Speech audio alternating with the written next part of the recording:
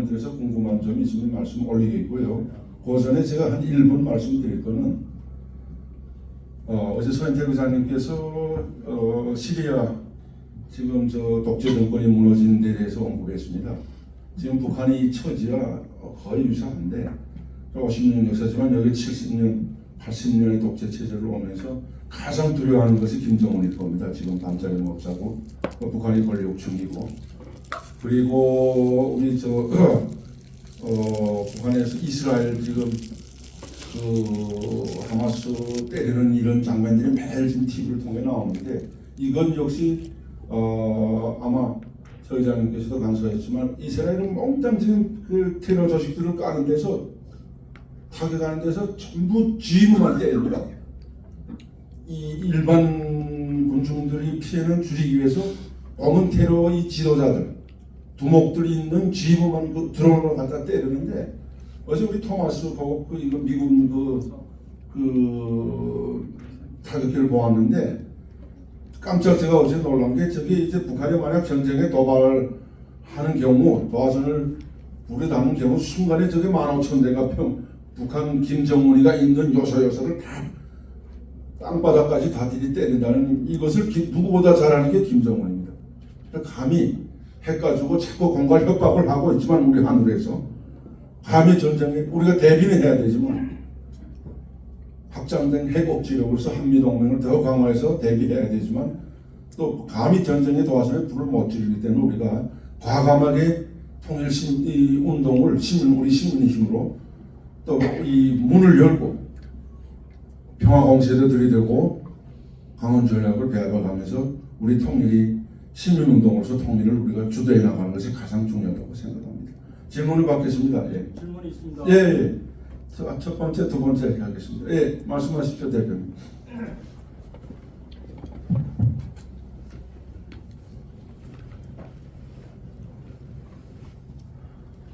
예, 거기 우리 김동수 박사님 북한의 실상에 대해서 말씀 아주 잘 들었습니다.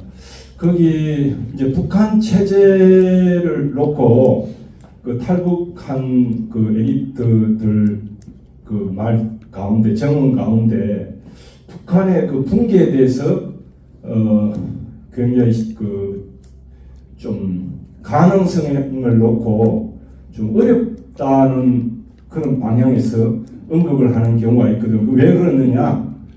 그 이유로서 그 이쯤은 이제 시리아 문제도 있고 다 그런 그 변화되는 민주화를 통해서 변화되는 것을 이야기하고 있지만은 북한은 특수하다는 거죠. 그게 이제 첫 번째로 북한은 정치범 수용소, 그다음 공개 처형, 그다음에 김씨 왕조 백두 혈통을 중심 삼고 그걸 사상화시키고 그게 위배되면 가차없이 이제 정치범 수용소라든가 그다음 공개 처형을 하기 때문에 지금 이제 3대 세습을 중심 삼고 지금 4대 세습을 지금 추진하고 있잖아요. 그래서 과연 우리의 이런 어떤 한류의 정보 그런 그 장마당을 통해 가지고 그 정보가 유입되고 변화의 물결 속에서 북한이 변화가 올 것이다 하는 것에 대해 가지고는 북한의 그 특성상 그게 어렵지 않겠나 하는 부정적인 그런 견해가 있는데 우리 박사님은 어떻게 보시는지요? 예, 대표님 정확히 지적해 주셨습니다. 아주 중요한 질문을 하셨고 저도 거기에 한 50%는 공감합니다. 우리 북한 엘리트들 지금 한 4만 5천 명 중에 탈북 엘리트들이 한 5%? 많이 봐서 한 10%가 이 북한에서 대학을 졸업하고 온 이런 엘리트 그룹에서도 이제 그런 대표님 이제 지금 말씀하신 그런 의견들이 많이 나오는데 제가 어저께 저게 목이 터지라고 어저께 설명드린 것이 바로 그걸 말씀드리자고 했는데 완전히 전달되지 못한 것 같은데 다시 답변을 올리면은 두 가지가 다 가능합니다. 근데 이게 제가 어저께 중요한 말씀 하나 드렸는데 이게 지금 한계에 왔다. 북한 독재 체제가 3대 세습 체제에 와서 김정은 체제에 와서 지금 12년째입니다. 한계에 도달하는데 무엇이 한계에 도달하냐면 꼭대기에 있는 이 하이스트 클래스 지배계층, 오늘 아침 어느 분이 저한테 질문하셨는데 이 지도계층 간부들 20%가 2,500만 주민, 이게 지금 한계에 도달했습니다. 이 사람들이 사상의식이. 지금 북한에는 여러분들 잘 아시다시피 한류가 차고 넘칩니다. 고난의 행군 시기에 어저께 서의장님 말씀한 대로 고난의 행군 시기에 90년대에 모기장을 치고 쇠고물을 쳤는데 그게 다 이제 녹슬고 해져가지고 그때 김정일이가 뭐라고 지시 내렸냐면은 구소련이 붕괴되고 동구권 사회주의가 다 붕괴된 가장 큰 원인이 서방의 사상문화적 침투를 막지 못한 거다. 이것만 철저히 막고 남한의 자유바람을 막으면은 얼마든지 우리가 사회주의 체제를 고수할 수 있다. 그런데 벌써 30년이 지나면서 이게 다 너덜이 나고 한류가 차고 넘치고 드라마 정도 아니고 지금 꼭대기 20%는 USB로 우리 한국 뉴스만 요구합니다.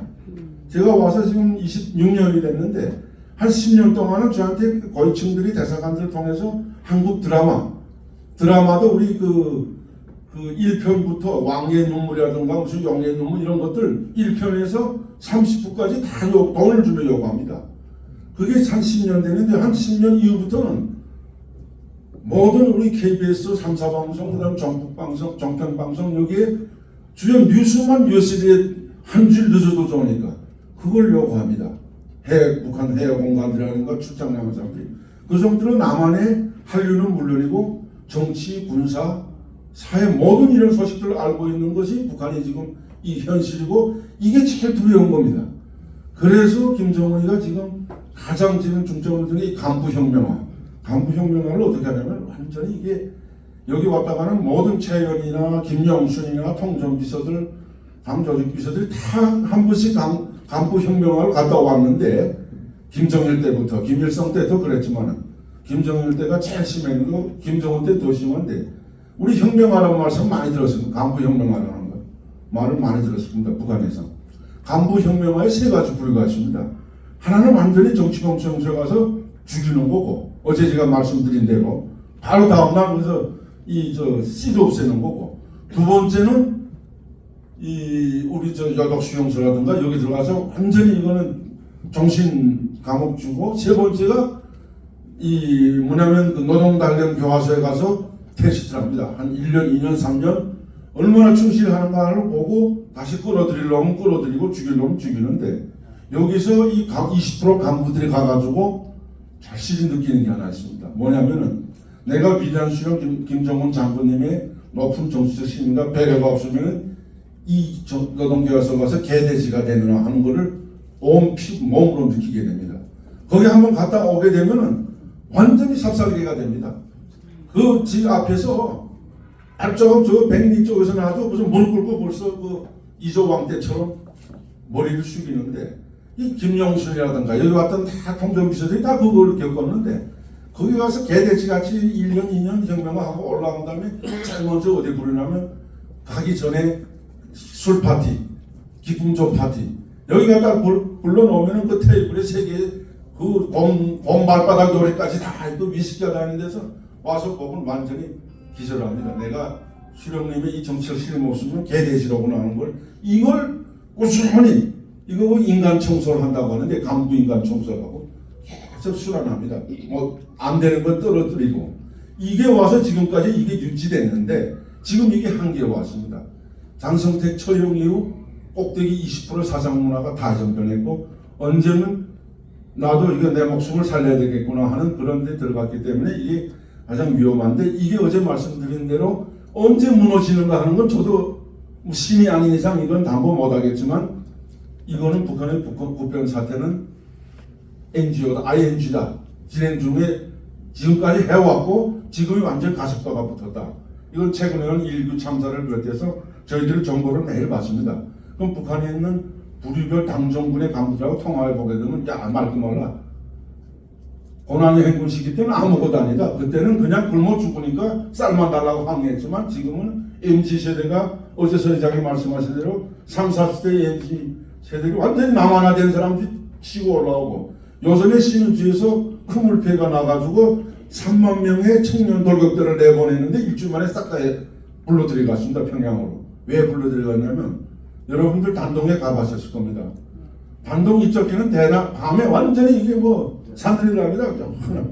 그 저쪽에는 완전 암흑입니다. 제가 어저께 배 타고 옆으로 지나면서 빵똥 던져주던 소리도 했는데 10년 전에 얘들이 와가지고 청년도 때 와가지고 밤에 여기는 난방도 안 하고 지금 그 가만히 뒤집어 쓰고 자매 그 벚꽃 건설하는데 저기서는 완전히 뭐 우리 대한민국같이 훤한 데서 뚱땅거리며 지금 뭐 노래 부르고 하니까 완전히 기절인 겁니다.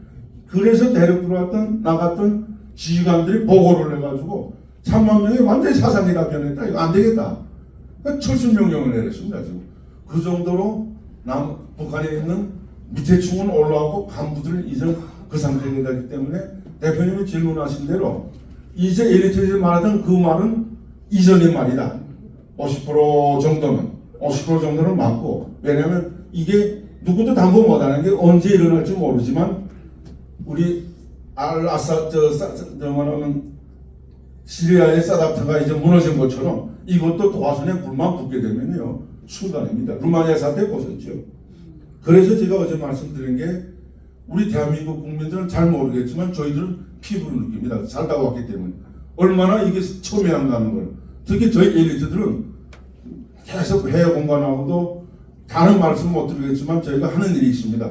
탈북자 단체 엘리트들이 통화도 하고 돈도 보내고 하면서 데려오진 않고 거기서 하는 활동하는 분들이 있는데 북한 내부에 돼 있고 말도 말합니다. 지금 사상의식적으로 치고 올라오고 위에도 이제는 아까 제가 어제 그 말씀드린 게 왜 드렸냐면은 김일성 때는 소위 항일혁명 투사들 동지적 혁명적 의리로 김일성이를 20%가 이 꼭대기 20%가 2,500만에 김일성이를 옹호했다면은 김정일 시기에는 송군사장의 군사 깡패 독재 정권에다가 조폭들이 두령들이 뭉쳐서 20%가 김정일이를 목숨 걸고 사수해서 체제를 지켰다면 그것도 거의 가게 됐다는데 김정은 시기에서는 이게 무너진 겁니다. 꼭대기 20%.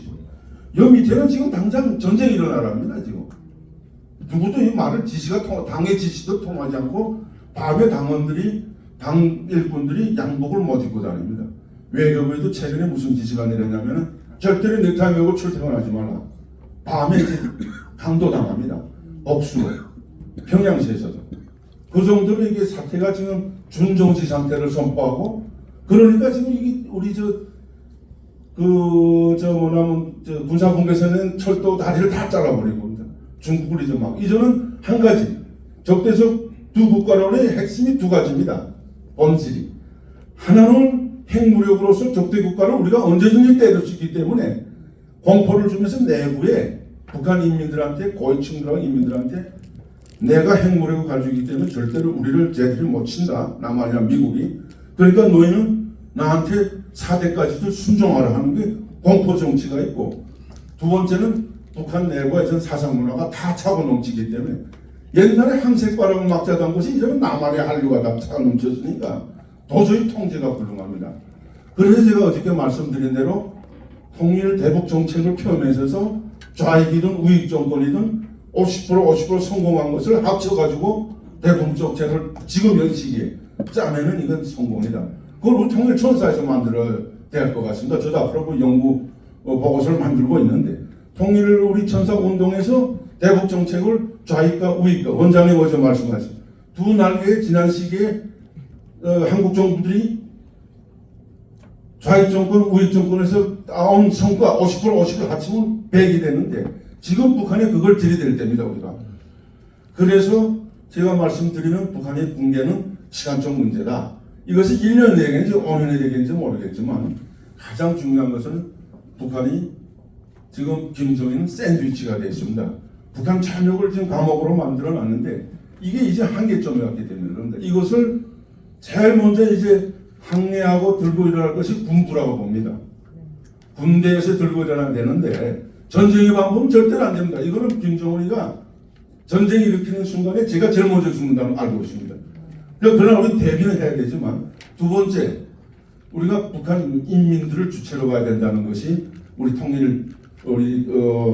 통일천사에 우리가 북한 인민과 시민운동을 해서 통일하자는 것이 가장 정당하고 시간과 때를 만났다는 것이 지금입니다.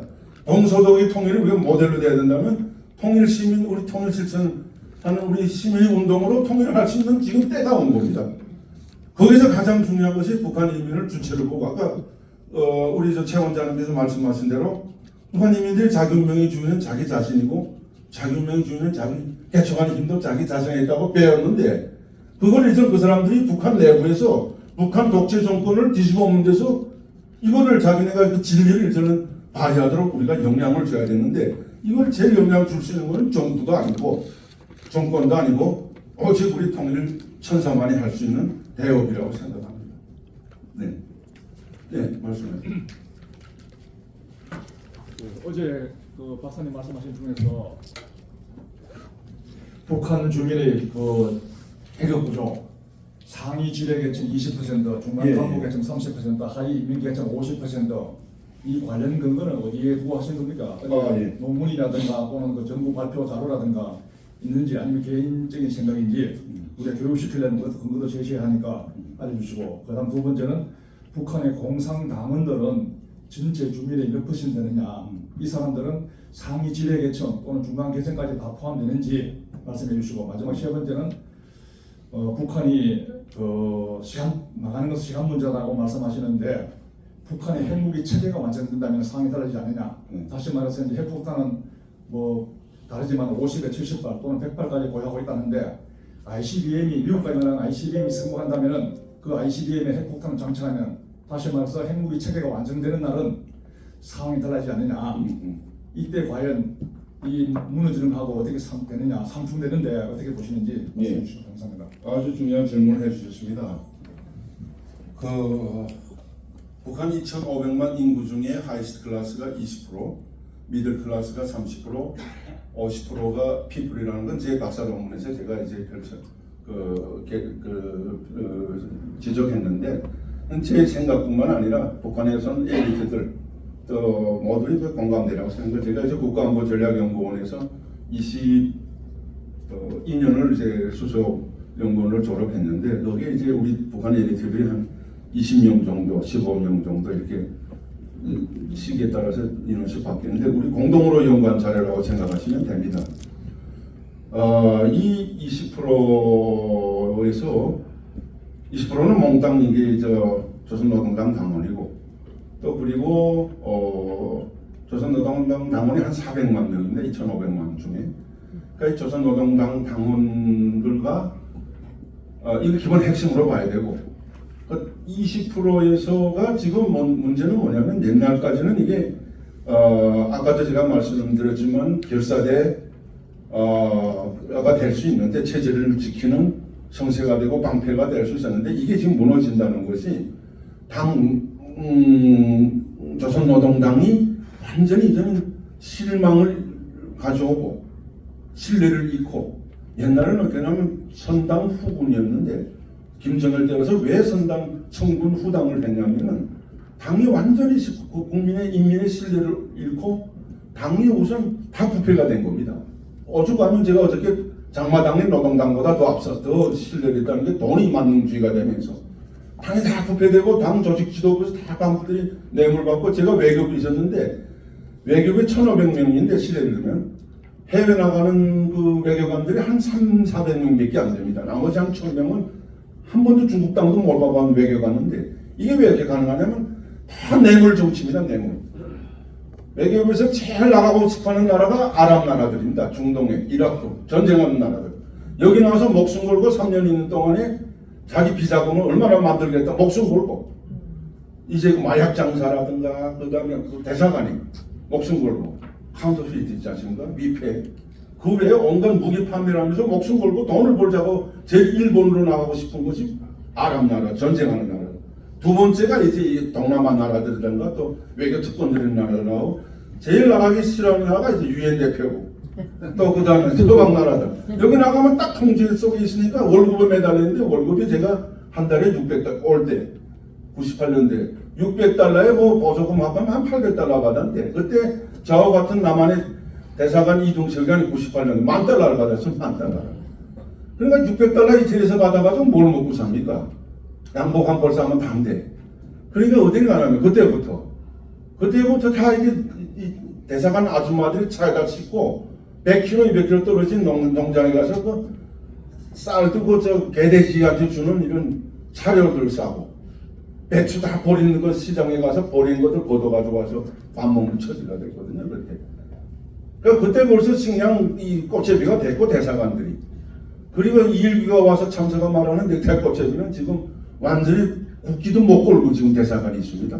24개인가 있는데 120개 되던 나라 대사관에서 24개인가 5개, 34개인가 5개밖에 남지 않았는데 그것도 인공기를 못 띄웁니다. 각 나라 대사관도 다 인공기 띄우는데 왜냐하면 주변에서 내가 이번에 영국 가보니까 하도 대사관 앞에 와서 북한 인권 시위하고 하니까 그 주변 주민들이 나와서 대사관 쫓아냅니다. 가라고.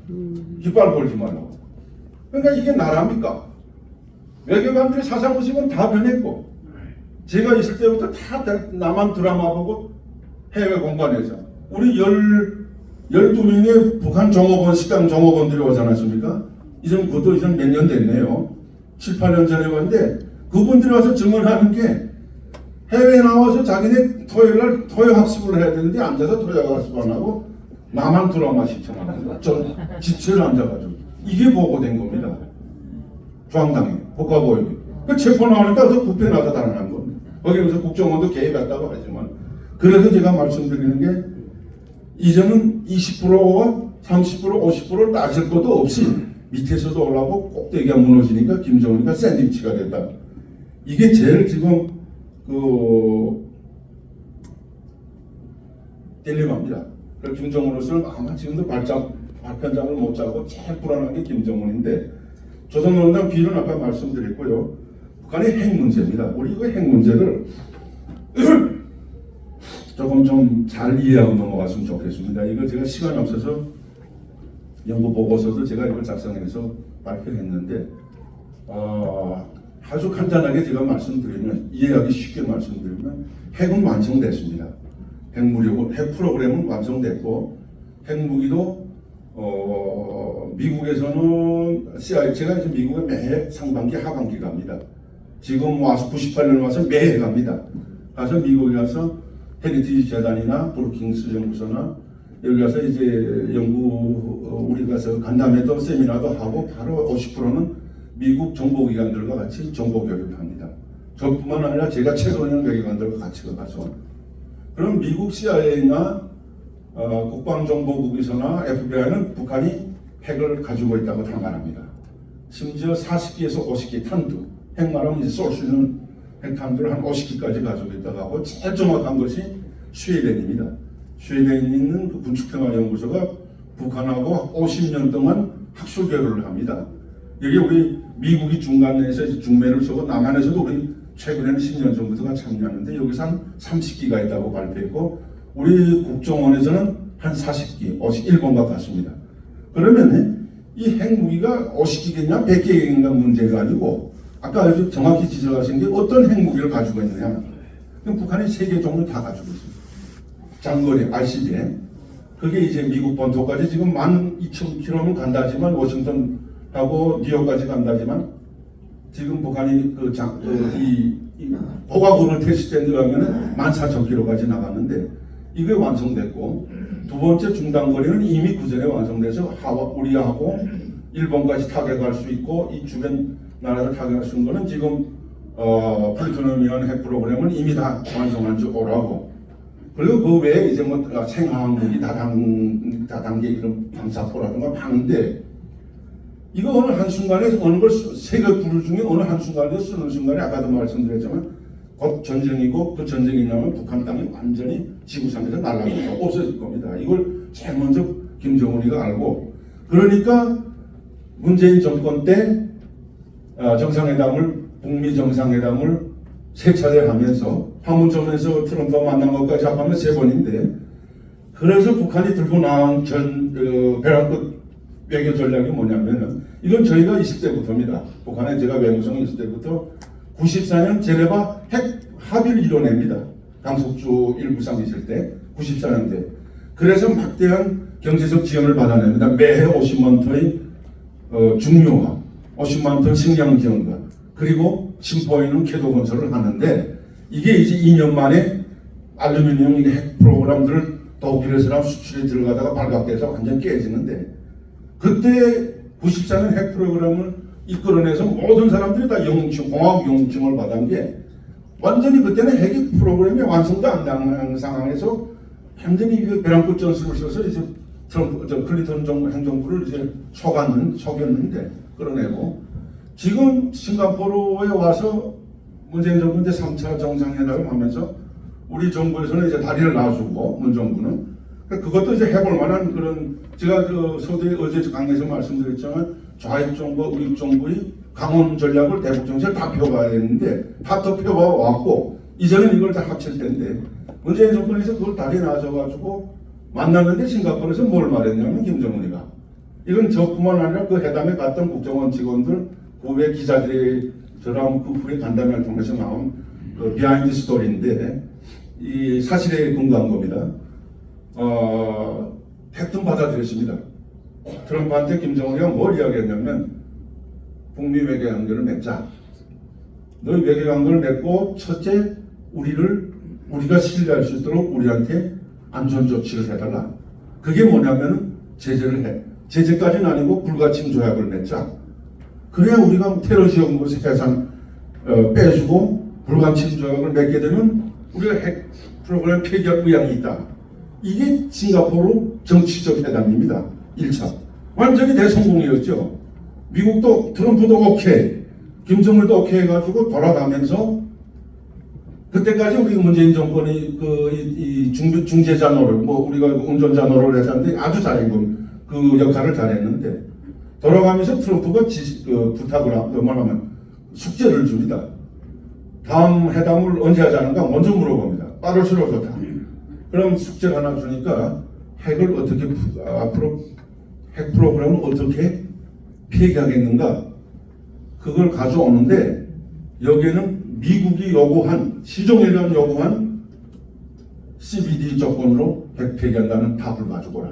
답안을 한마디로 말하면 한 보따리 핵을 다 쏴가지고 한 방에 그저 다 마사버리는 겁니다.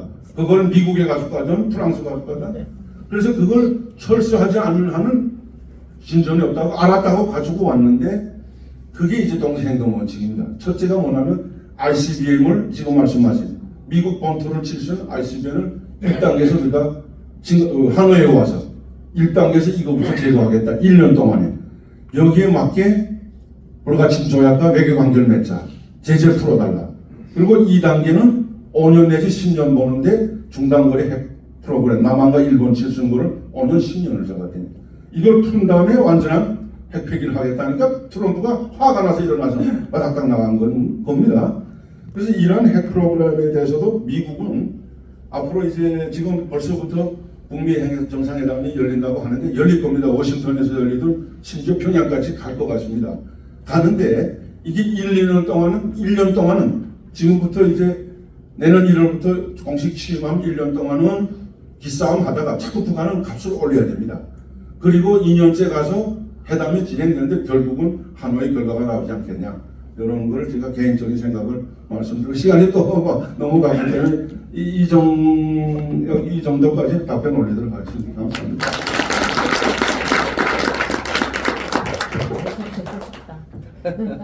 제 개별적으로 또 좀 저도 내일까지 있으니까 또 개별적으로 말씀드릴게요. 예, 김동수 박사님 왜 지리응답과 이 강의에 중독될 것 같습니다. 예, 뭐 기회가 있고 시간이 되면은 또 기회를 마련해가지고 또 듣는 시간을 가지면 좋을 것 같습니다. 오늘 두 번째 날 첫 강의가 마쳤고요. 다음 또 강의가 준비되어 있습니다. 그래서 어쨌든 시간을 우리가 잘 지켜주셔가지고 저희가 또 20분 동안 쉬고 다음 강의를 듣기 위해서 11시에 정확하게 강의를 시작하도록 하겠습니다. 예, 이상 강의를 마치도록 하겠습니다.